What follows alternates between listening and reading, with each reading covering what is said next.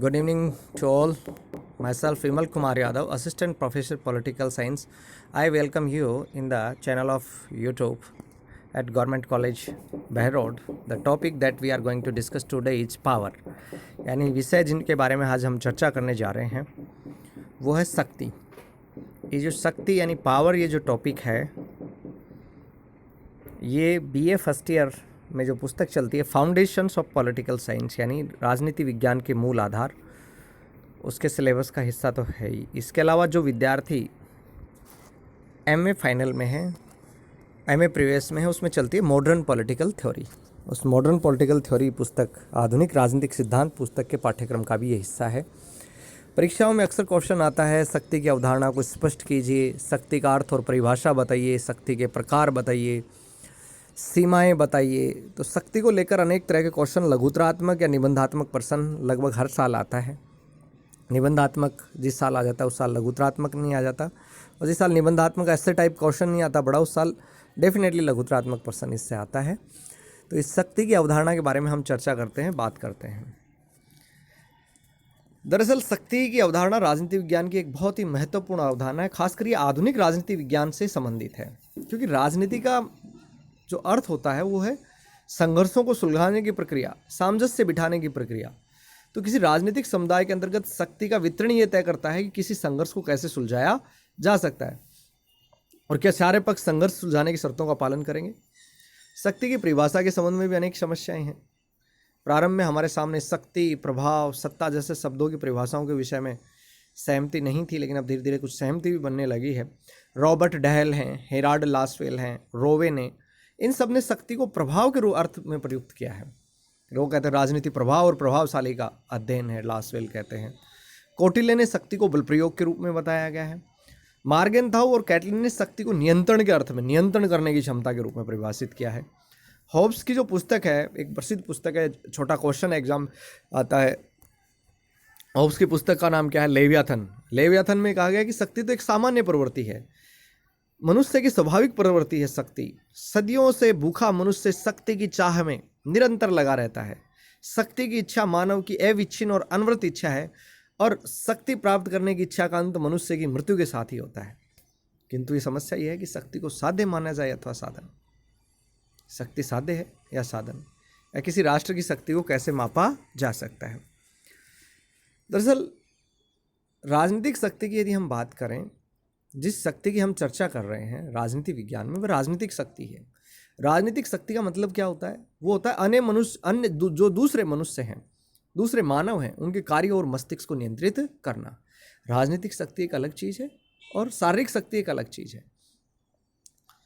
जब कोई भी हिंसा वास्तव में घटित होने लग जाती है तो वह सैनिक शक्ति के पक्ष में राजनीतिक शक्ति के पद का त्याग का घोतक करती है. यानी जब वास्तव में हिंसा घटित होने लग जाती है तो राजनीतिक शक्ति नहीं रहती है, वो सैनिक शक्ति में बदल जाती है.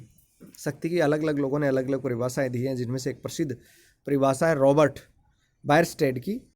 वो कहते हैं कि शक्ति बल प्रयोग की योग्यता है, न कि उसका वास्तविक प्रयोग. शक्ति का वास्तविक प्रयोग जब भी हो जाए तो राजनीतिक शक्ति नहीं रहती है, वो हिंसा में बदल जाती है. शक्ति बल प्रयोग करने की योग्यता है, न कि बल प्रयोग का वास्तव में उपयोग. मैकाइवर कहते हैं कि शक्ति व्यक्तियों तथा व्यवहार को, दूसरे लोगों के बिहेवियर को नियंत्रित करने, उसका रेगुलाइजेशन यानी विनियमन करने तथा डायरेक्शन करने अर्थात निर्देशित करने की क्षमता है. आर्नोल्ड ब्रेख्त ने कहा है शक्ति ऐसी योग्यता है जो अपनी इच्छा को क्रियान्वित कर सकती है. मार्गेनथाउ ने शक्ति की एक अलग परिभाषा बताई है. वो कहते हैं कि शक्ति को क्रियान्वित करने वालों तथा उनके बीच जिन पर उन्हें क्रियान्वित किया जा रहा है एक मनोवैज्ञानिक संबंध है. यानी मार्गेनथाउ इसको एक साइकोलॉजिकल रिलेशन के रूप में परिभाषित करते हैं.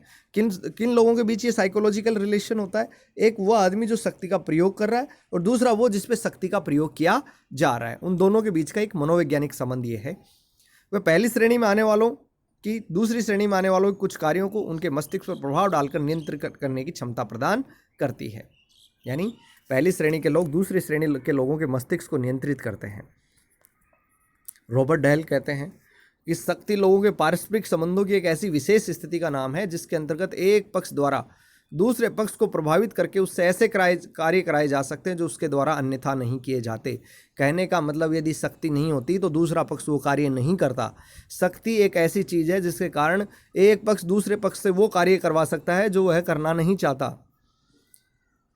ऑर्गेन्स्की की परिभाषा भी बड़ी प्रसिद्ध है। वो कहते हैं शक्ति दूसरों के आचरण को अपने लक्ष्यों के अनुसार प्रभावित करने की क्षमता है। ऑर्गेन्स्की कहते हैं कि दूसरों के जो लक्ष्य हैं, दूसरों के जो आचरण हैं, उनको खुद के लक्ष्यों के अनुसार प्रभावित करने की जो कैपेसिटी है वही क्या है, शक्ति।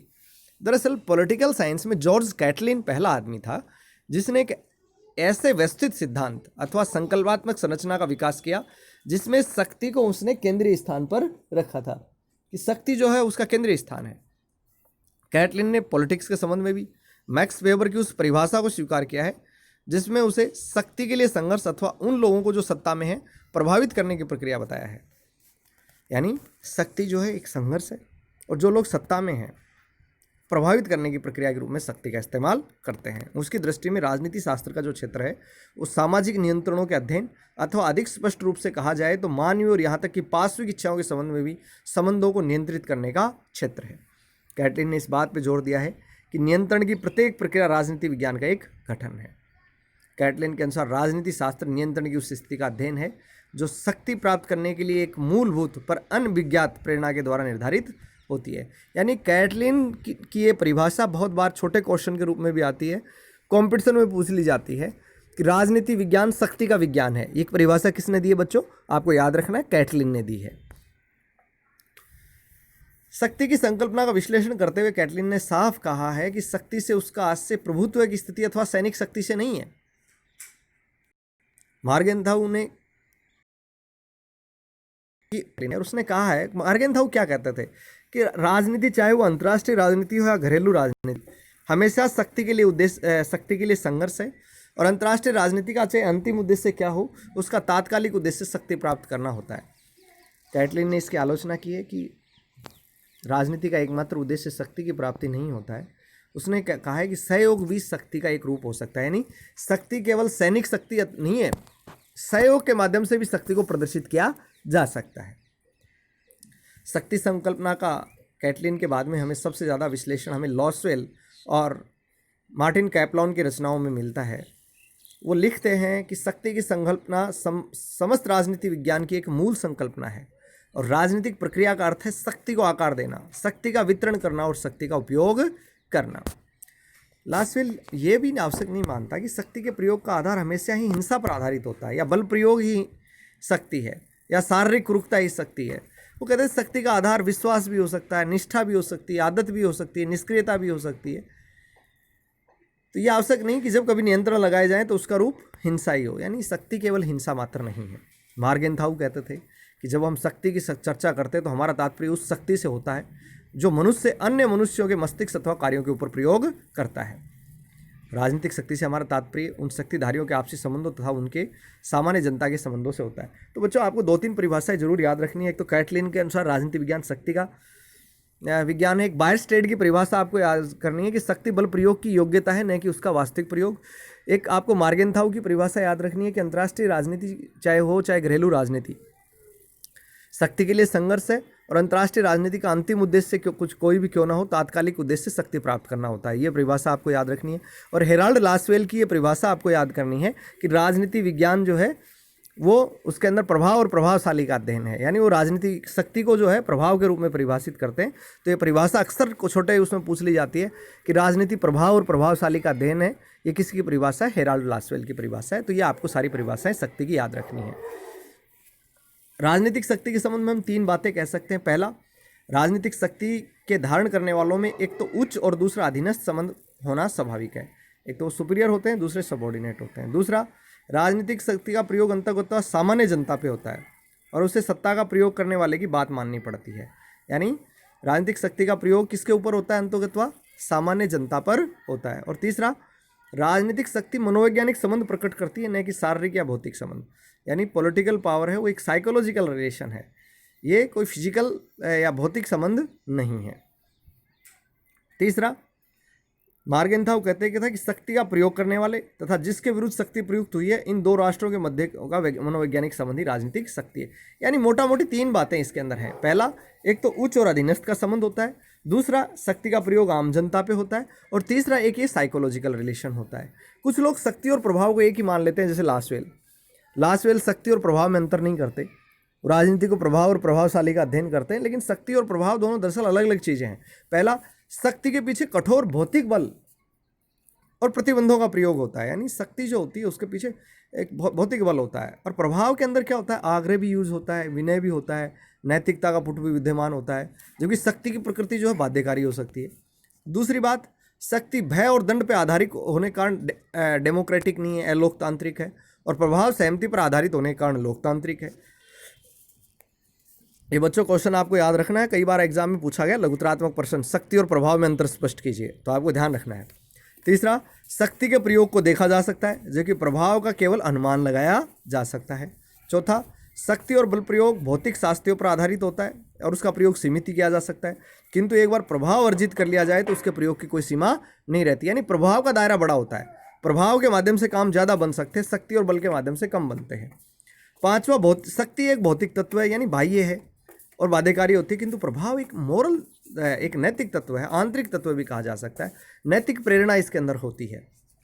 छठा, शक्ति बाध्यकारी तत्व है, जिस पर इसका प्रयोग किया जाता है उसे इसकी अनुपालना करनी होती है, उसके पास कोई विकल्प नहीं होता, किंतु प्रभाव अनुनय की एक मानसिक क्रिया है, और जिस पर इसका प्रयोग किया जाता है वो उसकी अनुपालना के लिए बाध्य नहीं होता, उसके पास उसकी अनुपालना करने के अलावा दूसरे विकल्प भी होते हैं। सातवां अंतर, शक्ति जो है निर्विकल्प होती है, अर्थात जिस पर शक्ति का प्रयोग किया जाता है उनमें कटुता उत्पन्न करती है, किंतु प्रभाव नैतिक और मानसिक क्रिया है, और प्रभावित व्यक्ति और प्रभावशाली व्यक्ति के बीच एक मानसिक सामंजस्य होता है, और इस सद्भाव के कारण इसके अंदर कार्य किए जाते हैं। शक्ति के प्रकार कौन कौन से हैं, तो शक्ति के प्रकारों की बात करें तो शक्ति तीन प्रकार की है। पहली है फिजिकल पावर, शारीरिक शक्ति, दूसरी होती है साइकोलॉजिकल पावर यानी मनोवैज्ञानिक शक्ति, और जो तीसरी होती है वो होती है इकोनॉमिक पावर यानी आर्थिक शक्ति। तो सबसे पहले अपन बात करते हैं शारीरिक शक्ति की। प्रत्येक राष्ट्र की सरकार राजनीतिक शक्ति का प्रयोग करती है, किंतु ऐसा इसलिए कर पाती है क्योंकि सेना राजनीतिक शक्ति के अधीनस्थ होती है। जब जब सेना के अधीनस्थ स्थिति का अंत हो जाता है तब राजनीतिक शक्ति जो है वो सैनिक नेतृत्व के हाथों में चली जाती है। अंतर्राष्ट्रीय जगत में हम देखते भी हैं सैनिक क्रांतियाँ होती रहती है, तख्ता पलट होते रहते हैं, और सैनिक नेतृत्व यानी सेनापति या सेनाध्यक्ष सत्ता हथिया लेते हैं, सत्ता पर कब्जा कर लेते हैं।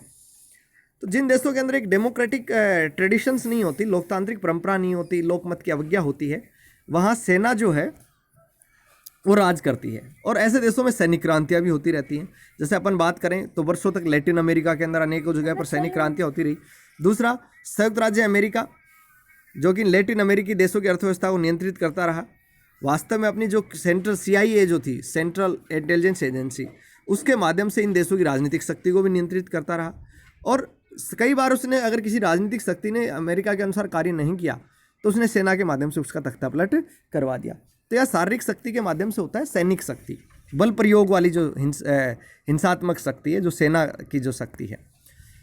आज टेक्नोलॉजी का परिणाम स्वरूप जो राज्य की जो शारीरिक शक्ति या सैनिक शक्ति होती है वो कई घटकों में बटी रहती है। जैसे उसमें थल सेना भी होती है, वायु सेना भी होती है, जल सेना भी होती है, परमाणु बम भी होते हैं, ये सारे शक्ति के केंद्र होते हैं।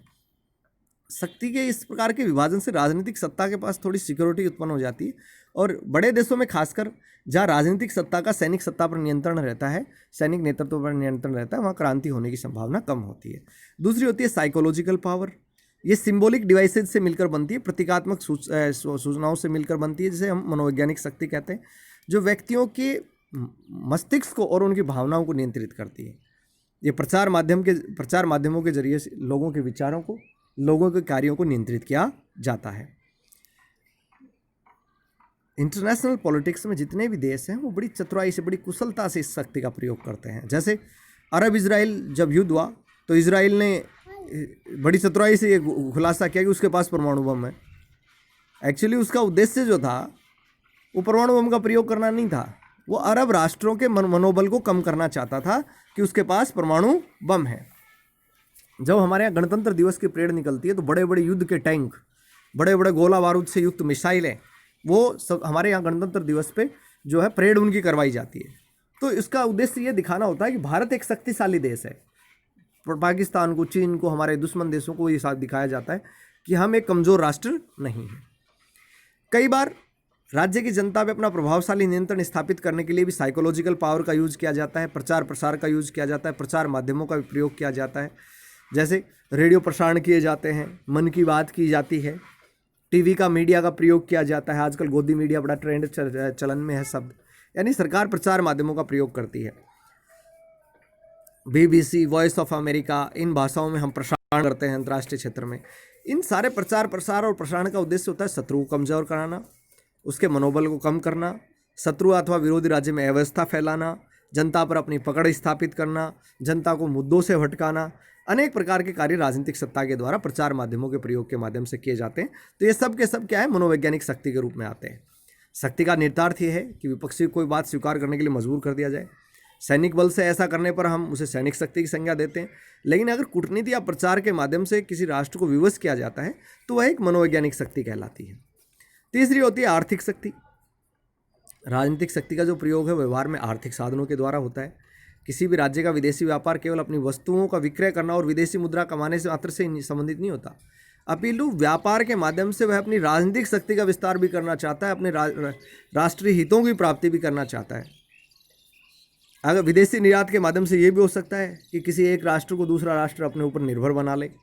विदेशी आर्थिक सहायता के राजनीतिक प्रभाव क्या क्या होते हैं? विदेशी सहायता से देश आत्मनिर्भर नहीं बन सकता और आर्थिक और तकनीक की दृष्टि से वह दूसरे पर निर्भर हो जाता है। दूसरा, विदेशी सहायता से होने वाले तात्कालिक लाभ के फेर में देश पर कर्ज का बोझ आ जाता है, जिसको चुकाते चुकाते नाक में दम होने लग जाता है, यानी कर्ज बढ़ता जाता है। तीसरा, आर्थिक विकास के लिए विदेशी सहायता से भी अधिक महत्व आत्मसम्मान का है, यानी सबसे इंपॉर्टेंट चीज़ है आत्मसम्मान। आत्मसम्मान कब बढ़ता है? जब देश आर्थिक रूप से आत्मनिर्भर हो। यदि दूसरों पर निर्भर है तो उसका आत्मसम्मान भी कम, मनोबल भी कम होता है, आत्मसम्मान भी क्षीण होता है। तो अमेरिकी की जो बहुराष्ट्रीय मल्टीनेशनल कंपनीज थी वो लैटिन अमेरिकी देशों की अर्थव्यवस्था को नियंत्रित करने की स्थिति में रहती हैं, क्योंकि उनका 2/3 विदेशी व्यापार संयुक्त राज्य अमेरिका से ही होता है। 1975 में कनाडा की बड़ी कंपनियों के 50% शेयर अमेरिकी MNCs के पास थे, बहुराष्ट्रीय कंपनियों के पास थे, और पश्चिमी यूरोप तथा जापान का अधिकांश व्यापार संयुक्त राज्य अमेरिका से होता है। तो इन देशों की अर्थव्यवस्था भी अमेरिका पर निर्भर हो गई है। आगे बात की गई है शक्ति के प्रयोग में लाने की विधियां क्या हैं। तो शक्तियों के शक्ति का प्रयोग लाने की जो विधियां क्या क्या होती हैं वो होती हैं, एक तो होती है अनुनय, परसुएशन, मनाना किसी दूसरे को। दूसरी हो सकती है पुरस्कार देना। तीसरी होती है दंडित करना। चौथी बल का प्रयोग करना। तो राज्यों का व्यवहार नियंत्रित करने की जो सामर्थ्य है उसको अगर हम शक्ति माना जाए तो इस शक्ति के प्रयोग के साधन भी होते हैं। तो इस प्रकार शक्ति के प्रयोग के 4 साधन मान सकते हैं: समझाना, प्रलोभन, दंड और शक्ति। इन चारों तरीकों के बारे में अपन सबसे पहले बात करते हैं समझाने की। दरअसल शक्ति के प्रयोग का सबसे आसान तरीका है समझाना। अगर कोई कह किसी बात को ख को समझा रहा है और ख उस बात को मान लेता है तो उसका परिणाम स्थायी होता है। इसको प्रयोग में लाने के लिए क को केवल एक काम करना है और वह यह है कि संपूर्ण परिस्थिति को वह इस प्रकार परिभाषित करे, हालात को वो इस प्रकार डिफाइन करे कि ख इस संबंध में अपना विचार बदल दे और उसकी बात मान ले।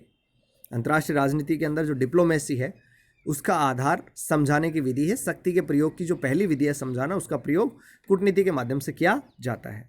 राजनीतिक प्रतिनिधि, अन्य विरोधी राष्ट्रों के जो राजनीतिक प्रतिनिधि होते हैं, अपने सुझाए तरीके के अनुसार व्यवहार कराने के लिए उन्हें तर्क और चातुर्य से प्रभावित करने की कोशिश करते हैं, यानी तर्क रखते हैं, चातुर्य का प्रयोग करते हैं। और एक राजनीति की सफलता का मूल्यांकन इस आधार पर किया जाना चाहिए कि प्रलोभन, दंड और शक्ति की विधियों का सहारा लिए बिना समझाने की कला का वह किस सीमा तक उपयोग कर सका है। तो सबसे अच्छी नीति तो होती है समझाना। दूसरा होता है प्रलोभन। ख के पास ख के आचरण को अनुकूल बनाने की जो दूसरी पत्ती उपलब्ध है वह है प्रलोभन, पारितोषिक और पुरस्कार।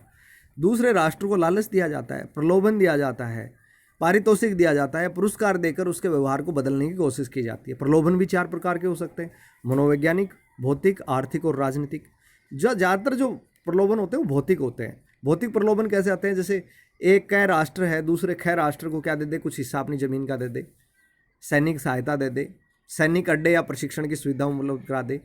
तो ये आजकल आर्थिक प्रलोभन बहुत होते हैं। जैसे क्या नाम है, चीन है, चीन में आर्थिक सहायता प्रदान कर देता है, ये प्रलोभन का एक तरीका है या आर्थिक तरीका है। एक राष्ट्र दूसरे राष्ट्र को अपनी तरफ मिलाने के लिए कर्ज या सहायता के रूप में भी धन दे सकता है। अब जैसे पाकिस्तान जो है वो एक तरह चीन की गोद में जा बैठा, क्योंकि चीन पाकिस्तान इकोनॉमिक कॉरिडोर के माध्यम से $65 अरब से ज़्यादा का निवेश चाइना ने वहाँ पे किया है। पाकिस्तान में। अब पाकिस्तान अब अपनी अर्थव्यवस्था के लिए लगभग चीन पर निर्भर हो गया है। तो ये सब राजनीति के अंदर तरीके होते हैं, कर्ज और सहायता के रूप में धन देना।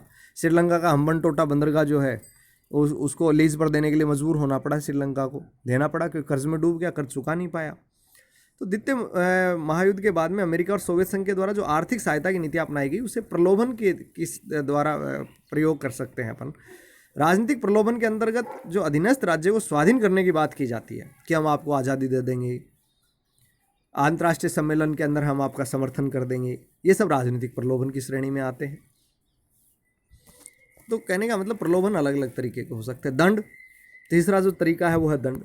दूसरे राष्ट्र को कि अगर समझाने का तरीका फेल हो जाए, प्रलोभन का तरीका फेल हो जाए, तो तीसरा होता है दंड देना। दंड की धमकी भी दी जा सकती है। अंतर्राष्ट्रीय राजनीति में दंडात्मक कार्यों की कार्यान्विति आए दिन होती रहती है। जैसे अमेरिका ने जो है इराक पर आक्रमण कर दिया, अफगानिस्तान पर आक्रमण कर दिया, ठीक है। तो ये दंड के तरीके होते हैं। परंतु दंड को प्रभावशाली बनाने के लिए जरूरी है कि दंड प्रयोग, बल प्रयोग की धमकी दी जाए, बल प्रयोग का वास्तव में प्रयोग करने से बचा जाए। और चौथा होता है बल या शक्ति। यह है वास्तव में बल का प्रयोग, वास्तव में सैनिक शक्ति का प्रयोग कर देना। जब पहले एक तो होती है धमकी, धमकी देना दंड में आता है, लेकिन धमकी को वास्तव में बदल देना, सच में दंडित कर देना, बल या शक्ति कहलाता है। इस दो चीज़ों को समझे आप। दंड के अंतर्गत आती है बल प्रयोग की धमकी देना, और शक्ति या बल के अंदर आता है बल शक्ति का वास्तव में प्रयोग करना, सैनिक शक्ति का। ये युद्ध इसी का रूप है। यह बल प्रयोग का अंतिम चरण है, और इसका प्रयोग भी तभी करना चाहिए जब समझा दिया जाए, प्रलोभन दे दिया जाए या धमकी दी जाए, फिर भी अगला अपने आचरण को बदलने के लिए जो है तैयार नहीं हो, तो अंतिम हथियार के रूप में इसका प्रयोग किया जाना चाहिए, फोर्स का। शक्ति की अवधारणा के बारे में हेराल्ड लासवेल का जो विचार थे वो ये थे कि उन्होंने आपको बताया, ये परिभाषा बड़ी प्रसिद्ध है। वो कहते थे राजनीति जो है प्रभाव और प्रभावशाली का अध्ययन है। वो कहते थे राजनीति विज्ञान का विषय शक्ति की प्रक्रियाओं का अध्ययन है। प्रभाव किसी व्यक्ति अथवा समूह की मूल्य स्थिति और संभाव्यता है, और विभिन्न सूचकांकों के द्वारा उसका मापन संभव है। वो कहते थे प्रभाव को मापना संभव है। शक्ति अपने आप में एक मूल्य है और दूसरे मूल्यों की उपलब्धि का साधन भी है। वो कहते थे राजनीतिक संबंधों का लक्ष्य सदा ही मनुष्यों के द्वारा शक्ति की खोज है। लासवेल ये भी कहते थे कि शक्ति वितरणात्मक है, और राजनीति विज्ञान का लक्ष्य निर्धारित करता है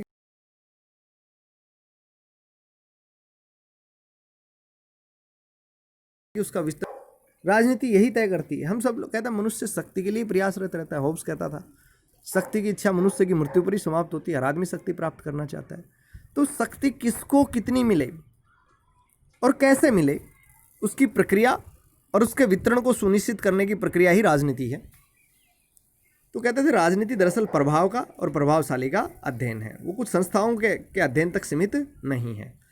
और ये जो शक्ति होती है वो केवल औपचारिक संस्थाओं में नहीं होती, अनौपचारिक संस्थाओं में भी होती है और हर जगह विद्यमान है।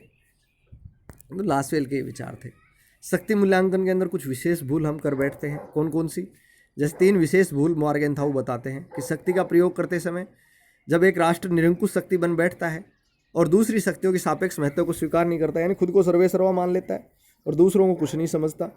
दूसरा, जब कोई राष्ट्र अतीत काल में निश्चित रूप से महत्वपूर्ण भूमिका का निर्वहन करने वाले अपने किसी एक शक्ति तत्व को स्थायी मान लेता है और उस गति में परिवर्तन की उपेक्षा करता है जो अधिकांश शक्ति तत्वों को शामिल करता है। यानी कोई राष्ट्र, जैसे मान लो कि तेल के ऊपर आधारित राष्ट्र है और दुनिया भर के तेल के केंद्र जो है ना वो राष्ट्र बने हुए हैं, लेकिन वो तेल के ऊपर ही अपने आप को शक्तिशाली मान लेंगे। नहीं पता तेल के कल वैकल्पिक स्रोत भी आ जाएंगे। अगर आप समय के अनुसार अपनी शक्ति के तत्वों को नहीं बदला तो आप पिछड़ जाएंगे। तीसरी भूल ये होती है जब कोई राष्ट्र अपने आप के किसी शक्ति तत्व को निर्णायक महत्व देता है और अन्य शक्ति तत्वों की परवाह नहीं करता। दूसरे शब्दों में, प्रथम भूल एक राष्ट्र की शक्तियों का अन्य राष्ट्र की शक्तियों के साथ सामंजस्य स्थापित न करने में है। दूसरी भूल एक समय की वास्तविक शक्ति का भविष्य के साथ सामंजस्य नहीं स्थापित करने में। और तीसरी भूल एक ही राष्ट्र के एक शक्ति तत्व का उसी राष्ट्र के अन्य शक्ति तत्वों के साथ सामंजस्य स्थापित न करने से। अंतर्राष्ट्रीय राजनीति में बड़ी भूल शक्ति को लेकर करते हैं। खुद को सब कुछ मान लेना, दूसरे राष्ट्रों की अवहेलना करना। जैसे हिटलर ने उसमें यूरोप में खुद को सर्वेसर्वा मान लिया था और दूसरी शक्तियों की उपेक्षा करनी शुरू की गई थी, जिसके परिणामस्वरूप दूसरा विश्व युद्ध हुआ था। तो समय के अनुसार चलना चाहिए। प्रश्न इससे आया है, शक्ति की अवधारणा की समालोचनात्मक व्याख्या कीजिए। शक्ति का अर्थ और परिभाषा बताइए। शक्ति के प्रकार कौन कौन से होते हैं वो बताइए। ठीक है। शक्ति के प्रयोग में लाने के तरीके कौन कौन से वो बताइए, शक्ति के मूल्यांकन में कौन कौन सी भूलें की जाती वो बताइए, हेराल्ड लासवेल के शक्ति संबंधी विचार क्या हैं ये स्पष्ट कीजिए। इन सारे प्रश्नों की चर्चा आज हमने इस वीडियो के अंदर की है। ये छोटे क्वेश्चन भी आ सकता है, बड़ा भी आ सकता है। हर साल शक्ति को लेकर क्वेश्चन डेफिनेटली आता है, आप सभी को याद करना है। आप सभी का बहुत बहुत धन्यवाद जो आपने इन्हें गौर से सुना। कोई दिक्कत हो तो आप यूट्यूब के कमेंट बॉक्स में लिख सकते हैं या कॉलेज के व्हाट्सएप ग्रुप में भेज सकते हैं, उसका उचित समाधान करने का प्रयास मेरे द्वारा किया जाएगा। और कोई दिक्कत हो तो आप पूछ सकते हैं। इस वीडियो को लाइक करें, शेयर करें, सब्सक्राइब करें ताकि ज़्यादा से ज़्यादा विद्यार्थियों को इसका लाभ मिल सके। आप सभी का बहुत बहुत धन्यवाद, बहुत बहुत आभार।